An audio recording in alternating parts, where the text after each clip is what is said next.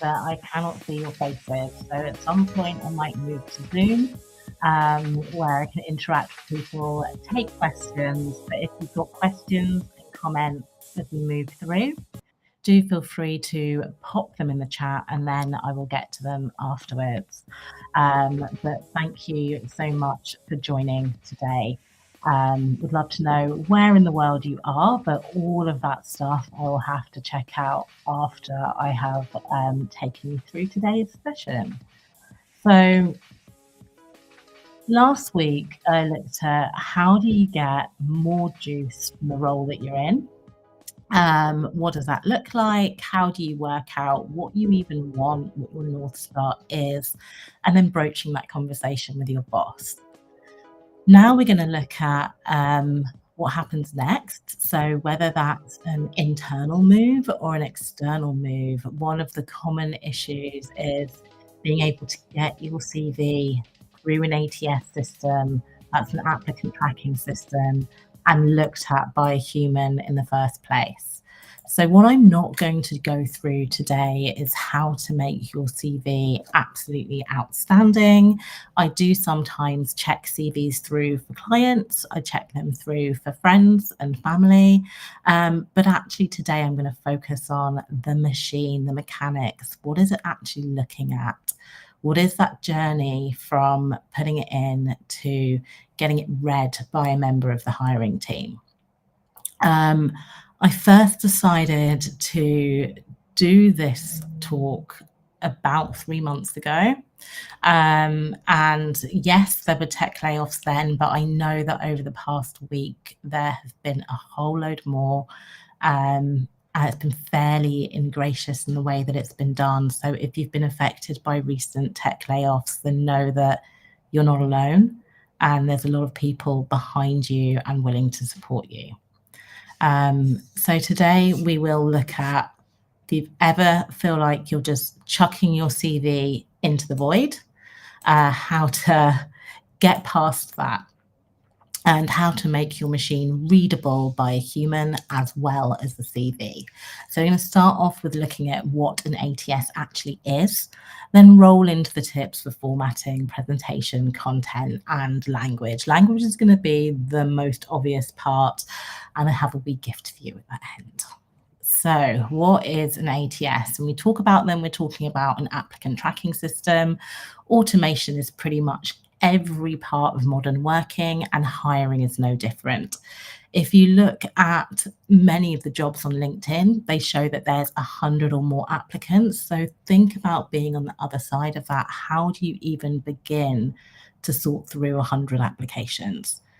That's the reason why applicant tracking systems are probably growing in popularity. The last stat that I saw said that 75% of companies use them. I don't know where that stat came from though, so I'm not willing to stand behind it 100%. But they act like a CRM system for recruiters. At that first end, they really help people to scan through the CV, match it to keywords that might be in the job description, and try and filter for the most suitable candidates. And then after that, it'll be used to manage the candidate experience. So to give you an example, in my last role, when I was on the interview panel, all of our feedback would go into the applicant tracking system that we used. So it streamlined it for our talent acquisition team, and then also to make sure that that candidate got good, timely feedback. So they're not all evil. But recently I was able to look under the hood of one, and it's that I'm using to try and impart some of how they work today. In actual fact, the system that I used when I was able to put my CV into it, a couple of dummy CVs, it threw out about 11 pages of feedback. So I tried to distill some of that today. To kick off, let's look at formatting. Some of this is straightforward. There's the odd things in here where it's nice to know the stats behind it. So hopefully it will be useful to you. First up, keep it standard. You want it as a PDF. Sometimes it will request Word. So if you're on a Mac, find the export to Word setting so that you can get that done. Don't include images because they will not pass well into the system. It just won't pick them up. It will ignore them. So you don't really want to put anything that you want people to know in a chart, in a graph, in a table, or an image. It's just not going to pick it up. Added to which, best practice is not to put a picture of yourself on, but we will talk about that later. The bit that I wasn't aware of was age. So if you've been job hunting for a while, then you really want to make sure that your CV is edited and up to date, and also that you're tailoring it to each role. If you tailor it to each role, then this won't be an issue. The easiest part to tailor is probably going to be your profile, if not the jobs of some of the qualifications that you've got in there. The reason why age is so important is that some ATS systems will deprioritize a file if it's older than 2 months. Where this really comes into play is if you're using an easy apply within a job board and your CV's been in there for a while. It might just age out. Hopefully a human will still look at it, but it could be that it's towards the end of the list that ATS prioritize for them. So edit it within the last 2 months, ideally for the role that you're applying for. File name should be quite obvious. Keep it short. The reason being that the ATS is likely to clip it after 24 characters. So what this means is, in actual fact, you definitely do not want to start with curriculum vitae or resume underscore blah, blah, blah. You want your name in there first so that a human can easily identify who they need to get back to. You don't need to include dates. You don't need to include version numbers. A hiring manager will assume that it's the most up to date. I'm fairly guilty of this because I have different versions of my CV and I want to know which one I've sent out. But if it is a case of like keeping it succinct and short, then just get rid of that. File size, bigger is not better. This is another reason not to include charts, graphics, photos. A tiny icon here or there is going to be fine. However, try not to use Windings because it might then transfer that into a random font, character, letter, and it won't be what you want it to be. If it's a tiny icon, it will just get ignored when it's passed through and into plain text rather than being gobbledygook. Ideally, keep it to under a megabyte and nice and clean. So on format, think about Word, edit it recently, name it so that your name is up front, there's no dates or version numbers, the size is right, and there's no large images. I will confess that on formatting, I had a beautifully presented CV. It was in different columns, and that did not render well when it went into the machine. So I will show you in the next section what happened, but it's best to just keep it as plain and as simple as possible. And on that note, let's talk about presentation. So if, like me, you can raise your hand if you're one of the beautiful people, like people have the beautiful designed Canva template. It's not really going to help you once it goes into the machine. Thanks to the ATS, we are now in the age of the ugly CV. Length should be a reminder. If you're in the UK, keep it under 2 pages. If you're in the US, you'll probably want it to be 1 page. I'm a trustee of a charity, and I'm increasingly seeing, as we've opened up board trustee positions, a synopsis that's a page or less of relevant experience. So it really doesn't have to be War and Peace. You can keep it very succinct and convey everything that you need to convey within a short space of time. 3 pages is okay if you're in 1 or 2 categories. You're either an academic or a medic, and there's research that you want to allude to within that time. If we're thinking about stats to put behind this, then word count, we're looking for 800 words in total. I am a self-confessed course junkie, so I could probably fill an A4 page with the courses that I've taken alone. Therefore, I advocate having a separate like CV that has everything in it, a master CV, if you like, that's got all of your experience, all of your courses, and you can pick and choose as relevant to try and hold it to be 300 or 400 words per page. What you're looking for is to keep your read time to under 3 minutes.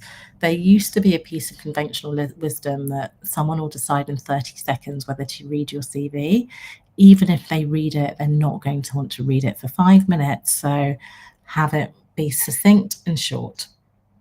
If you're wondering how you get it to be a 2 to 3 minute read time, then I recommend relying on technology. Something like Hemingway or Grammarly will help you to keep it to that time and highlight what your read time is. Fonts. You'll want nice, plain, unfussy fonts. So again, I have a bit of confession. My CV was all written in one font, but because I had different columns in it, I probably exceeded 4 font sizes. The ideal is that you just have 2 font sizes in one font, a body, a header, and that's it. Something plain and simple to read, like Times New Roman, Arial Helvetica. Personally, I have a war against Calibri, but I wouldn't penalise somebody's CV for it. By keeping it plain and consistent in the colours like black or blue, it'll make it much easier for a human to read once it's got through the machine. The machine itself will probably pass whatever you put into it font-wise, so you can put it all in script if you wanted to, but a human's going to find it pretty difficult to get through. And on that note, for visual layout and a human, you want to balance white space.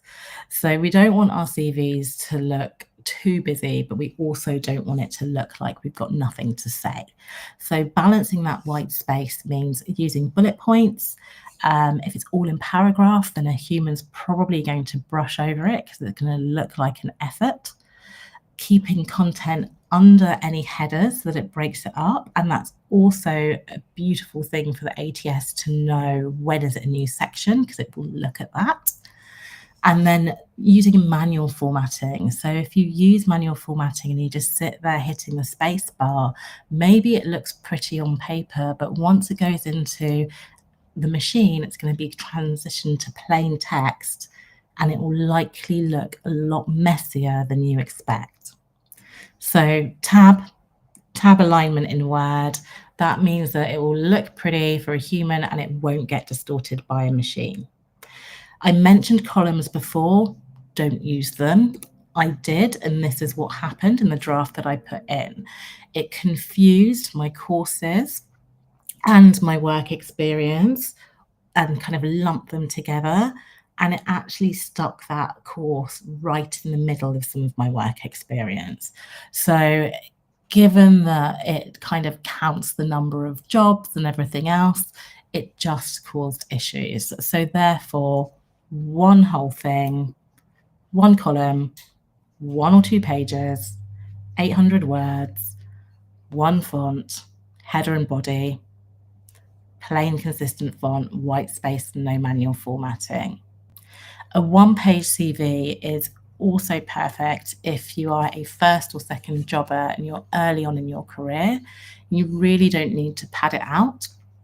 We'll talk about the sections and the content, but you'll find that actually that 1 page is probably going to get you just as many interviews. And if you padded it all out to be 2 pages, it's not essential at all. Let's look at the sections and what your CV says about you. So when we think about the sections that are included and how much is included under each one, the ATS that I looked at considered section dominance. So if you are deep into your career, you probably want your work experience to be larger than any other section. Perhaps if you're an academic, you're going to want your education section to be larger. So think about whether what you have under each section accurately represents what you want someone to take away. The ATS is the first line of defense, and it may also call certain things out to the hiring team and to the talent acquisition team. Overall advice is put your contact details first, and that is for a human. That's where they're going to expect to find them. So don't make their life too hard if they want to get back to you. Don't repeat the sections, it's just going to waste time. Clearly label education. If you did not go to university, then perhaps you want to call that something else, like vocational experience or vocational courses. But you do want to have something in there that shows that you've invested in yourself, and that will help both a machine and a person read through your CV. I would say the ones that you really should have on there are a profile. It's one of those things that used to be optional but is now increasingly important to help you stand out. Work experience. Your skills do not need to be a separate section, but we'll talk about skills a bit more. And education, as mentioned. References, it's fine for it to say available on request. Someone's going to assume that anyway. So it really depends on whether you've got the space to include references. It was called out within the ATS and the feedback, but if you don't have the space and it's better off being used for something else, then drop it. What you want to include in your contact information: phone number, fairly obvious, and a professional email address. I have a couple of email addresses and one of them definitely is not that professional. If that's the case for you, then take 2 minutes to set up a new Hotmail, a new Gmail, and then redirect it to the one that you use. That way you're still going to see any correspondence, but people aren't going to look at your CV and see something that you set up like Sexio1 10 years ago that's not really appropriate.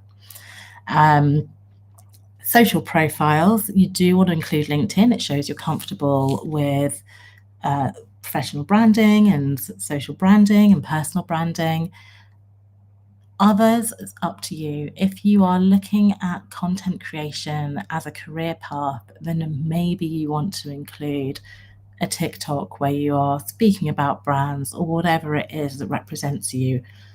However, again, it isn't necessary. And if you want to keep your personal social media details personal, then by all means do so. For address, this is one to consider. From a security point of view, you might want to put your whole address on.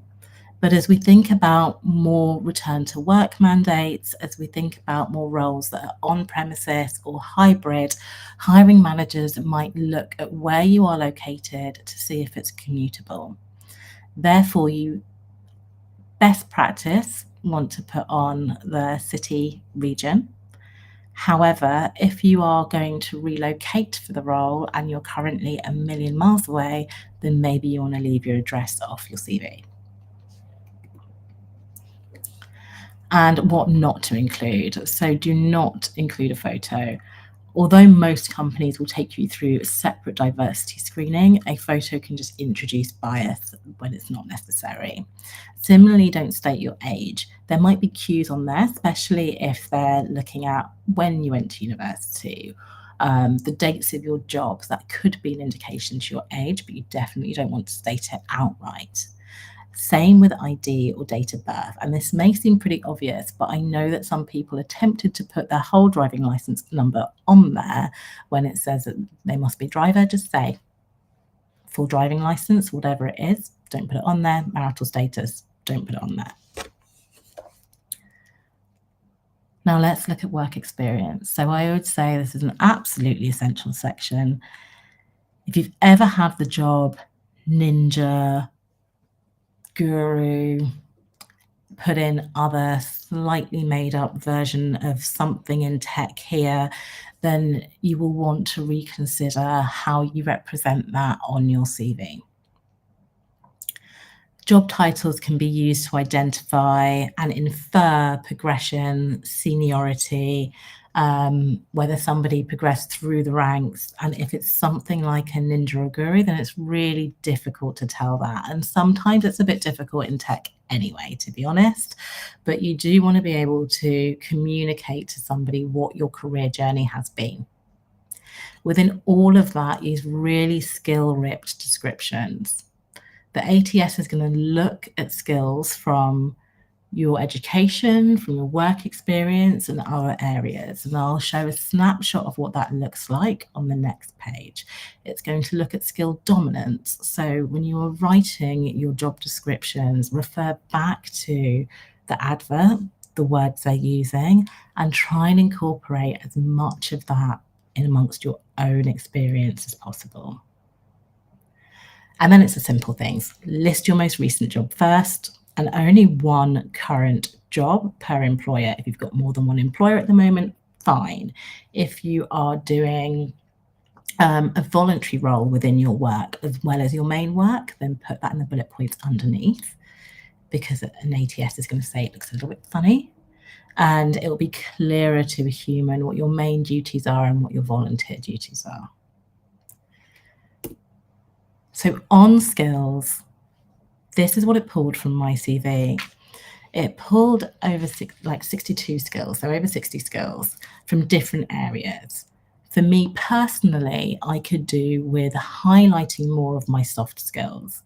It looked at technical skills, and the soft skills I didn't list anywhere in particular, but you might want to highlight things like collaboration, teamwork, critical thinking, leadership, stakeholder management, maybe time management. Think about what might be important to that role and how you can weave that through.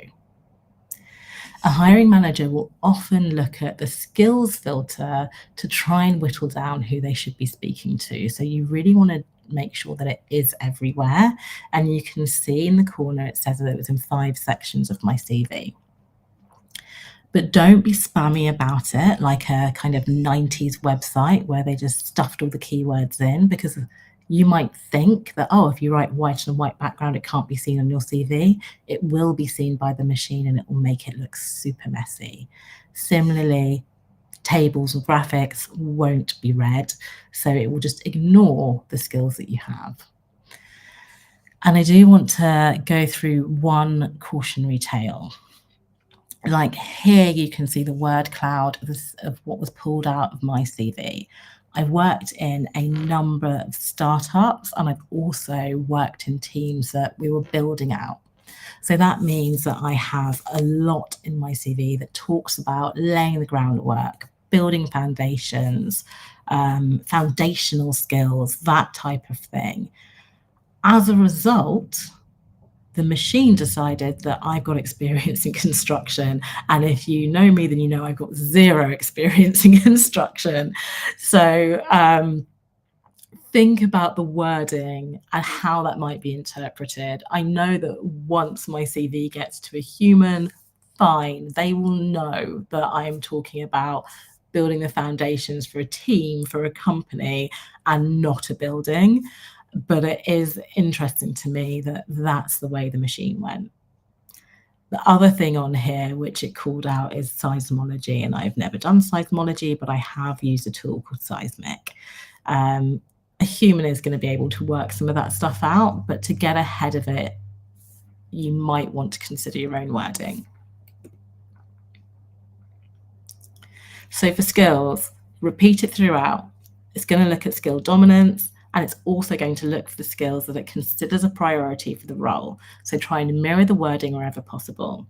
Definitely include it in your work experience, and then not in any images, and make sure that you do have soft skills as well as technical skills called out in your CV.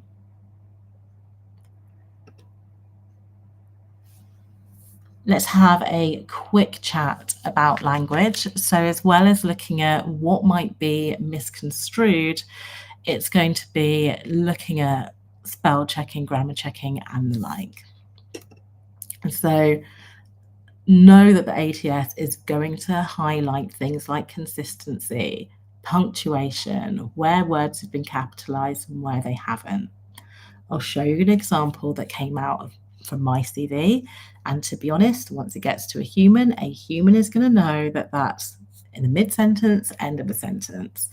But do make sure that your spelling and your grammar are on point, because it will be highlighted. To make it readable for a human, aim for 11 to 18 words per sentence, roughly. You don't have to count them. Again, I'd recommend using something like Grammarly or Hemingway to do that for you. Vary the descriptors and the verbs that you're using. Thesaurus will be your friend if you are a bit stuck on everything you do you excelled at, or you were innovative, then drop me a line and I'm quite happy to share a list of common descriptors and alternatives that you can use to just vary up your CV, make it feel a bit more human and a little less copycat and template. And then lastly, glue words. So glue words trip people up in a sentence. They make it more difficult to get through. Actually, the machine's not going to care. This is to help a person. The machine highlighted glue words. I think mine was less than 1%, and you want to keep it under 40. Some of those words are of, when, by, when said, particularly when it's things like that said, da da da da da. However, da da da da da. That's where it can just make things a little bit longer. You might want to link sentences together as well to make it more readable. The problem with glue words is that they reduce the clarity of your sentence and the points you want to make get lost. And then aim for that 2 to 3 minute read time. So what I didn't really talk about here was the content. And when we think about like the actual content, when you're actually saying, depending on where you sit, if you're analytical, if you are amiable, if you're pragmatic, that might determine whether you're more or less loquacious, whether you are more or less likely to put stats in, but always try and quantify everything that you've done. And that is for your storytelling and the human. Looking at language, here are some of the things that the ATS pulled out. I'm not really concerned about the grammar, but you can see that it had different spellings. It pulled out my most common words. So just be aware that it will look at those when deciding if you're a decent candidate. Thanks so much for listening so far. In summary, we've looked at include relevant keywords, make sure that you are mirroring the language and the level of experience that your target company are expecting. Simplify your formatting so that it doesn't confuse the machine and a human can look at it and not feel overwhelmed, but also know that you've got an amazing level of experience behind you. Include your contact details at the top for the human. Use a professional font, spell check it again and again, and be concise. If you need to, have a separate document that has everything on it that you can refer to and pull from as you move through your job search. Good luck. Let me know if I can help at all. I did say that I wanted to offer a bit of a gift, and I do. So I put together a CV checklist that condenses everything in this into one document. Drop me a line if you'd like a copy. There's a preview on the next slide. And I'd also like to extend a complimentary coaching session to you.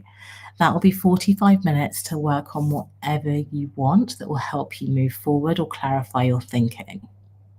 The alternative is that we look at a bit of a work-life workshop, and that work-life workshop runs through 6 to 8 areas of your life and of your career, what you're happy with right now, what you would want to shift, by how much, and what you'd like to focus on for the next quarter.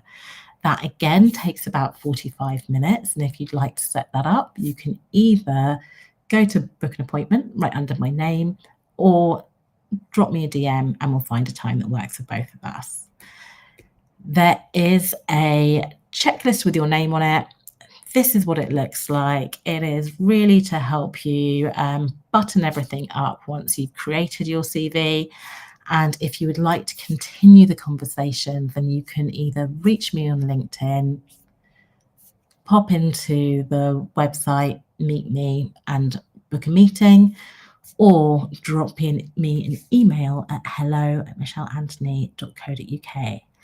Thank you so much for your time. Bye for now. See you next week.